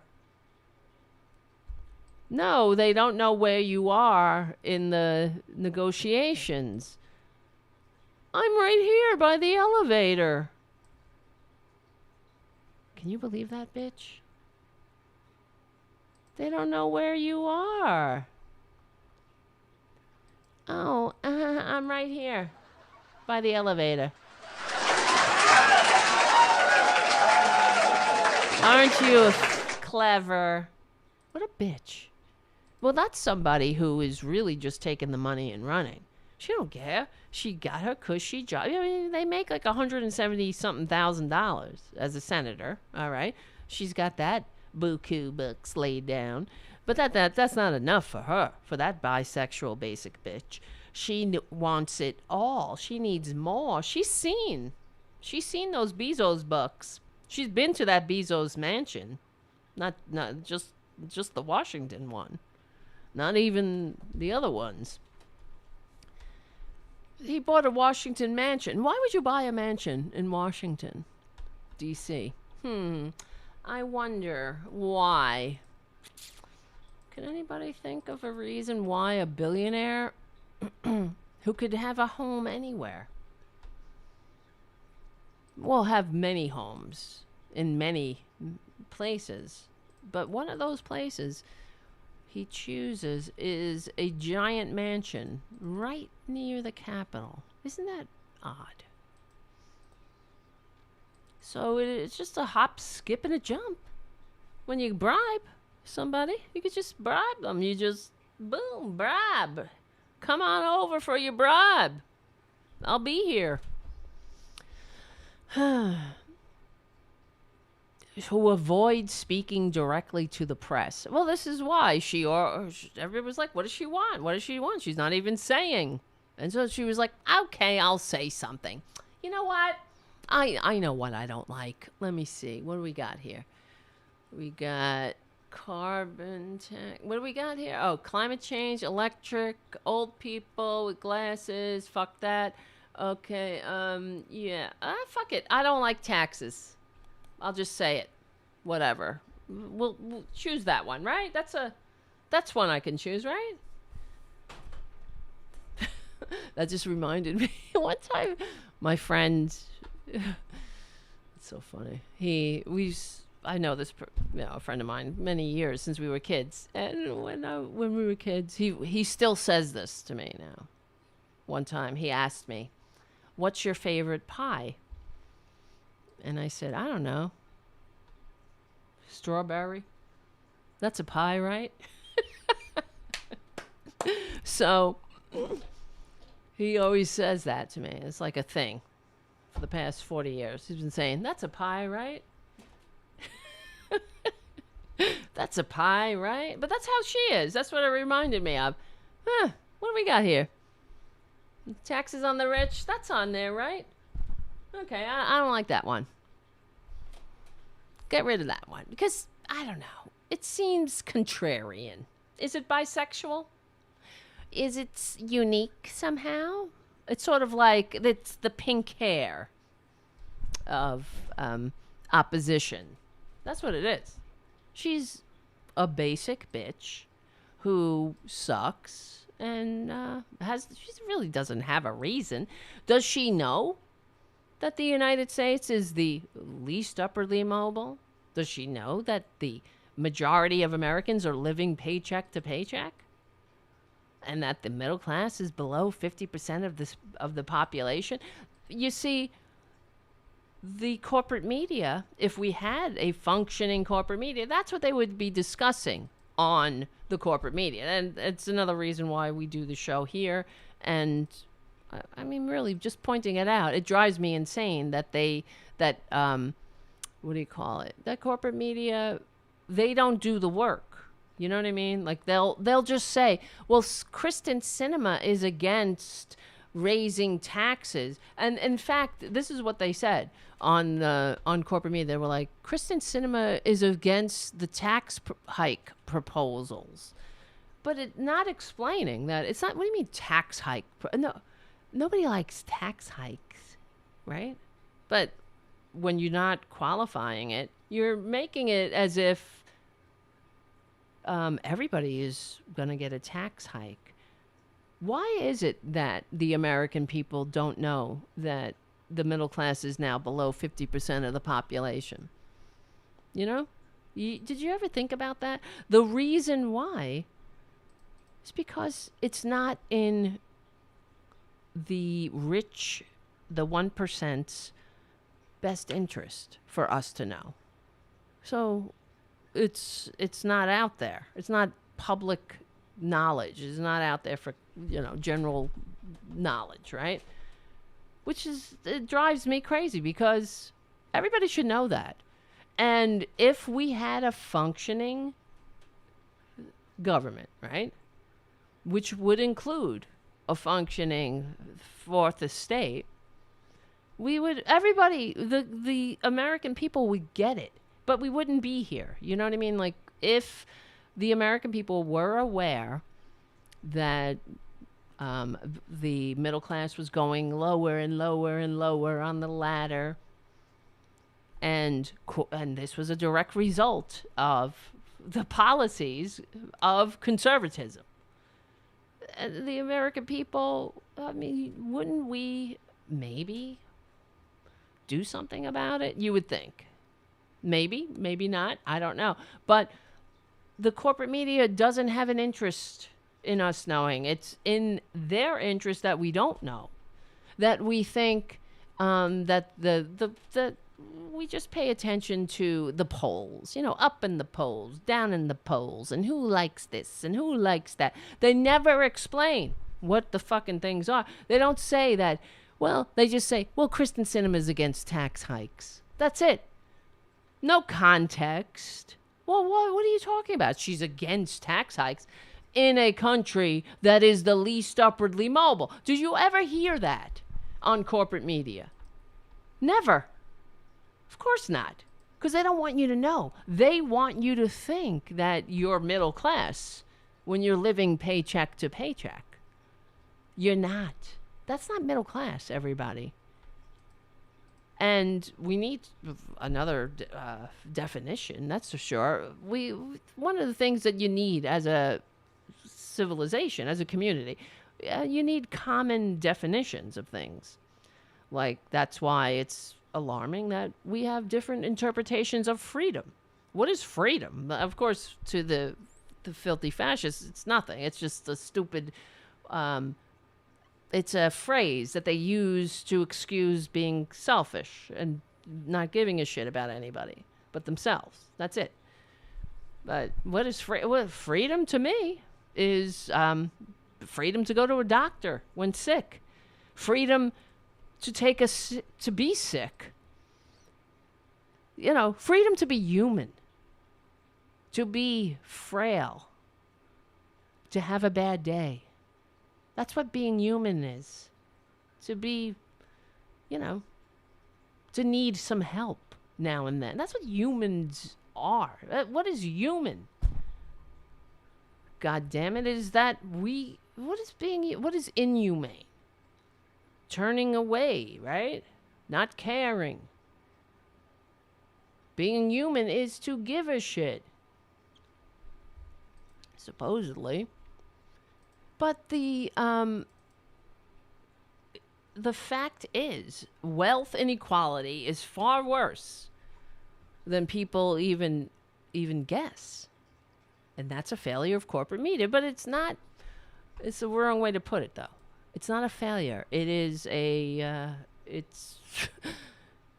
it's a purposeful omission. So it's not the feature. I mean, it's not the bug, it's a feature kind of thing. So, because if corporate media were doing their job, don't you think, okay, guys, if a functioning democratic republic depended on having a working class majority that was economically vibrant, wouldn't, and this is what we were, right? America is supposed to be this shining city on a hill. Did I say sitting on a hill or city on a hill?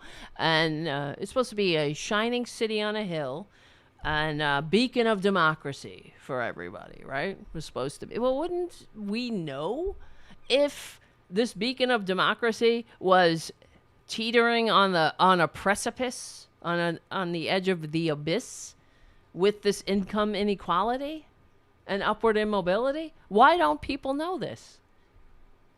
The corporate media would, if the corporate media were working in the best interest of the American people, the American people would know this. You know what I mean? It wouldn't sound so outrageous when I say it. We can't have a democracy and an oligarchy at the same time. Guys, it cannot happen. So what do we think is going on here? Of course, the Republicans, they've doubled down on their lie. They're setting up a stolen election. There's no doubt. That's what they're doing. Right out in the open, they're advertising it. Are we going to let them get away with it? They wouldn't be able to do it if not for this wealth inequality. But it's far worse. This country, the country's, what country has wealth distributed closest to what the Americans consider ideal? Okay? This is from the Tampa Bay Times. And it was just published October 2nd. Who wrote it? Let me see. Who wrote this? Murad Antia. That's it. And I'm sticking to it. Concerns over income and wealth inequality are gaining currency all over the world, including in communist China. Unions are demanding that the minimum wage be raised to $15 an hour, and it just went to 10 in Florida as part of a gradual increase to 15. Corporations have joined in by raising or planning to raise salaries for their lowest paid workers. Oh, well, hallelujah. Hallelujah. Damn you. Well, they're only doing it because they know the pitchforks and torches are being sharpened, and the torches are being wrapped, and the pitchforks are being sharpened. Dan Ariely from Duke and Michael Norton from Harvard have been studying attitudes about wealth inequality for about 2 decades. According to their research, Americans believe, get ready guys, that the richest 20% own about 60% of the nation's wealth. Oh, that's interesting. And ideally wanted them to have about 30%. Okay, that's what they think. Ideal. The richest, about 30%. Okay, I think that's fair. In reality, the richest 20% own more than 80%. Not 30%, 80%. At the other end of the spectrum, Americans estimated that the poorest 20% owned about 4% of the wealth. They believe that they should own about 10%. Well, the reality is they own not 4% or 10% or even 1%, but 0.1%. They found that the ideal distribution described by this representative sample of Americans was dramatically more equal than exists anywhere in the world, with 32% of wealth belonging to the wealthiest quintile, down to 11% by the poorest. When given a choice between the wealth distributions of unnamed countries, right? So they say country A, which is the United States, and country B, which is Sweden in this example. 92% of the nationally represented samples of Americans, wait for it, they preferred Sweden. Of course they did. Who wouldn't?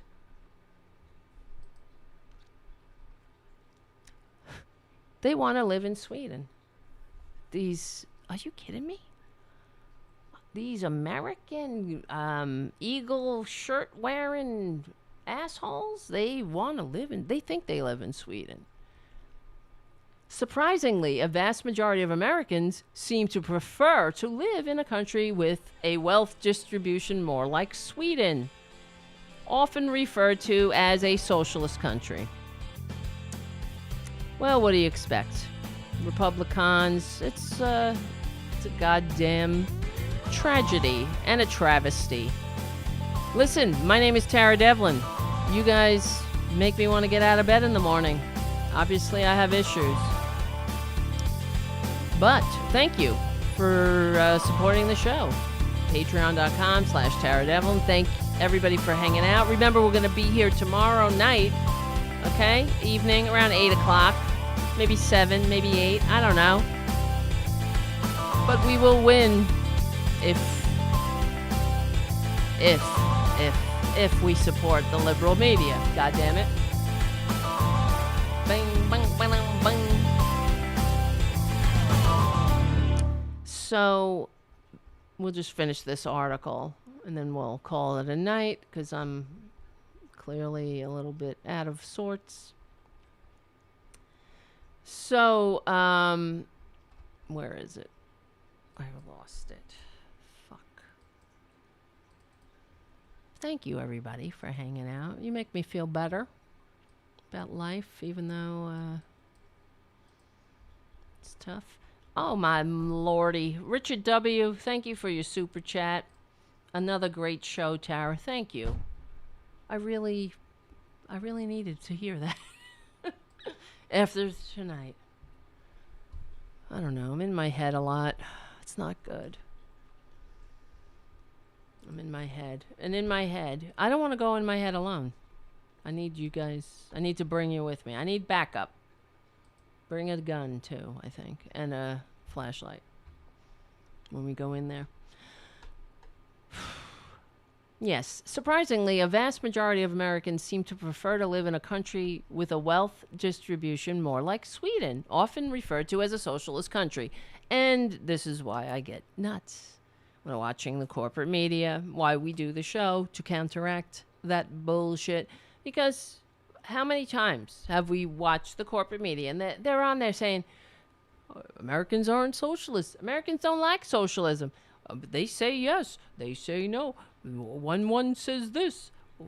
1 2 says that. I mean, it's just like, do they ever explain it, though? Do they break it down like this?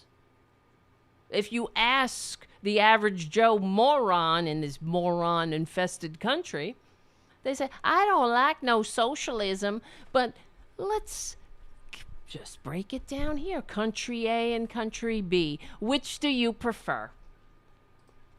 By an overwhelming margin. Overwhelmingly. The American people were like, Sweden. I don't want to live in that other shithole country. That sounds like it sucks. Oh, you mean that's America?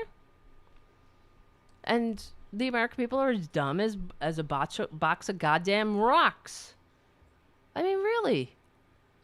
It's the most infuriating thing to me when I watch corporate media and they're doing these polls. A poll. Fuck you and your poll. Fuck you with a poll. Excuse my language. I'm sorry. I take it back. But I mean, come on. Why don't they explain? Why don't they say, look at what Sweden has? I mean, all the time they have this poll up saying, well, the American people just don't like socialism. They don't like it there. Don't like it here. I do not like it here. I do not like it on a rock. I do not like it with the box. I don't like with a box of morons. I don't know. Thinking of Dr. Seuss. But they never explain. Well, you like your socialist security. It's so infuriating, isn't it? That's why we're stupid. And the other day, I have to tell you, I was laying in bed. That's why I didn't grab it. I was like half asleep. And I was just like, oh my God, I hate this corporate media. What? Because they were going on about the Build Back Better plan. They were talking to somebody from the Center of American I'm talking about Morning Joe. Now, I was watching Morning Joe, and it was Joe, Donnie Deutsch, and a guy from the Center for American Progress. And the guy from this, thank God that guy was there from the Center for American Progress, because he wrapped it up so well. The two douchebags, Joe and Donnie Deutsch, who pulled himself up by his bootstraps and inherited his dad's advertising agency. Fortunate for him, because he coincidentally is an advertising guru. So Joe Scarborough was saying to him, and they were discussing the Build Back Better plan, and they were saying how progressives need to stop with their intransigence, and they really need to accept. They need to put on their big boy pants and big girl pants, and what were they saying? They need to accept that they're not going to get everything they want. That's it. And they better just grow up. And Joe Manchin is from a state that's very red. So of course, they don't want to breathe. And Kristen Sinema, who knows what she wants, but she's Maverick. She's old Maverick up to her stupid pink hair. And I was screaming at the TV. What are you talking about? It's not the progressives. It's the progressives. Better stop it. It's always the fucking progressives. You notice that? The normal people. The Democrats. The small d Democrats. The actual patriots. Yeah. It's always them getting in the way, right? We just can't have rapacious, unfettered, concentrated wealth. What the fuck? It's always the progressives better realize. And Donnie Deutsch going off. Yeah, I live up here in the Upper East Side, and everybody, they're all talking about this Biden better, shut the fuck up, please. And then the guy from the Center for American Progress, at the end, the two douchebags were going back and forth saying nothing, and then the guy got in and he brought it home. He brought in the truth, man. He said, "You know what? What are you talking about? Progressives." I mean, he didn't say it like this. He said it in a way that is acceptable on television. He's like, "It's not the progressives' plan. It's not the progressive intransience, and it's not about progressives not getting what they want. It's the American people. Over 70% of the American people from both sides of the political spectrum want to pass this Build fucking Back effing Better plan. We want this. The American people need this. They all do. But, the progressives, they're not going to get everything they want. Don't you know? I hate that shit. You get that? But that's why they're doing it. They're doing it because they want the American people to be like, I don't like socialism. I'm a dum-dum, and I don't like socialism. And, what is socialism? It's fascism. It's communism. It's Nazism. It's... Whatever. What did Marjorie Taylor Greene say today? Who knows? Whatever it is, that's what it is. God help us. We have so much work to do. Guys. Yes, Winston Smith on the chat. Donnie Deutsch is a longtime friend of Trump's. Yeah, he's just, one of these people, born on third base, thinking he hit a triple, and now we all have to endure him. We all have to listen to him. It drives me crazy. It's like the Meghan McCains of the world. Now Meghan McCain is writing for, I think she's writing for, what is she writing for? I don't know, like some English paper. Let me see. Meghan McCain. Is she writing for... I think she's writing for let me go on her Twitter, because I'm sure she posted her articles. Oh no, what is this shit? Oh no, she has a book too. What is this crap? Bad Bad Republican? Megan McCain. Who cares? Look at her. Somebody really will buy this book? Why? Why would anybody want to read that? Like I don't know, man. Sometimes I just think I'm from a different planet or something. Because I'm looking at this book and I'm like, who the fuck would read this? Why is this a book? You know what I mean? Like, who? Oh my God. Who cares? This is why we're so dumb. Because the likes of her, she's got a book. The likes of hers got a book. I can't talk. I'm only kidding. Wow. And we all have to listen. And then she's so full of shit. She was on Meet the Press. They put her on Meet the Press, guys. And she said untrue things on Meet the Press, and nobody said anything.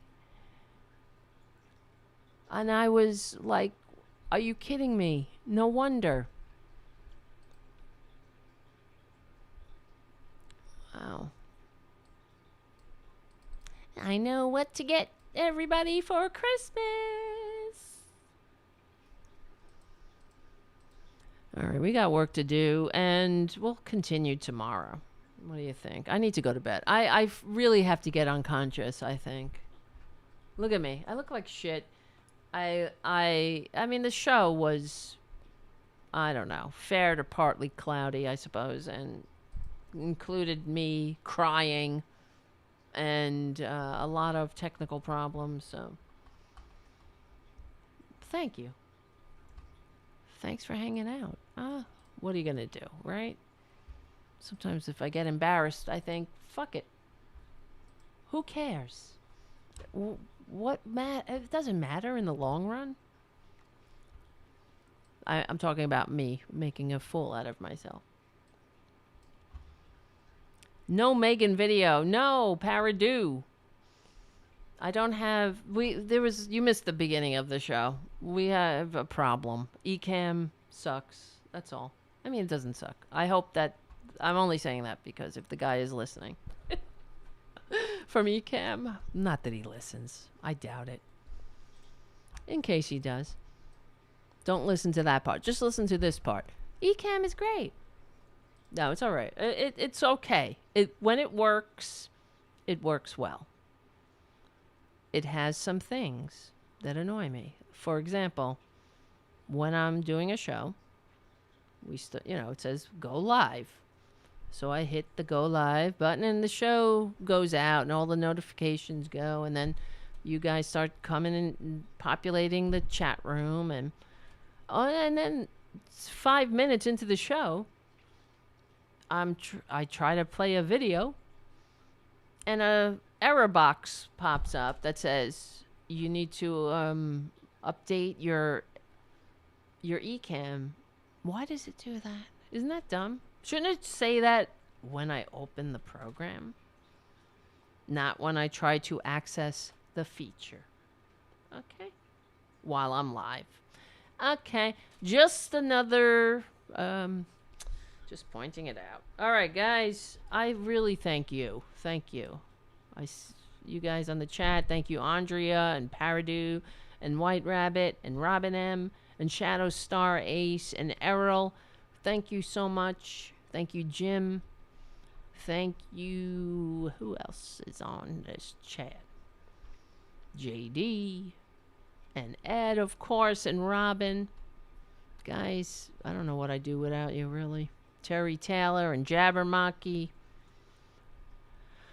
Oh, boy. And Steve. Nice to see you, guys. I see you there. And I see you, Susan. Nice to see you. And EJ. Thank you, Anthony. Aw. Anthony writes, I've always loved you, Tara, but tonight I love you more than ever. Thank you, Anthony. You make me feel better.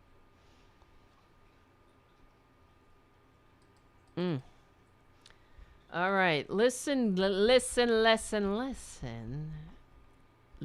my friend. Oh, and Paul, I see your super chat. That's so weird, Paul. Thank you, Paul, for your super chat. But it's weird. The reason why I'm saying it's weird is that, well, maybe I could show you. You see, this is what I see when I'm doing the show. This is you. I see the chat over here. And the super chats come here in the middle. But your super chat did not show up. Can you see that? You see? You see it here, Paul? And then it's not on the bottom. Or maybe it's down here. I don't know. There's no scrolling.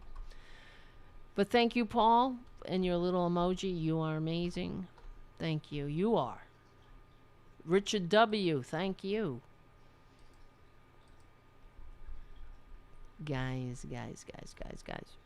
Errol Thomas. Did I miss you? Did I? I better not. Thank you, Errol Thomas, for everything. Oh, Jesus Christ. I'm sorry, Errol. I didn't see you. What about me? You're the best. That's what about you. How about that? Who did I miss? You're all important to me. You don't even know. I'm telling you. Jabbermaki, Errol, Terry, Robyn. Oh, there'll be more. Okay, guys, listen. You're the best. I thought if Ray was behind me, I would bring him up here for take a bow. And listen up, guys. You know what? We will win. All right? We have to think positively. Julie. Thank you, Julie. I see you, Julie. Nice to see you. All right, my friends. Well, how about we meet back here tomorrow around... I'm shooting for around 7:30. What do you think? Okay? In that area? The 7:30 p.m. Eastern Standard Time? We'll see. Like I said, we will win. We're on the right side of history. We're on the right side of decency, dignity, and democracy. My God. We stick together. We win. Thank you. Thank you, Anthony. Anthony says, I'll be there. Nice. We stick together. We win. My name is Tara Devlin, and I will see you all tomorrow night.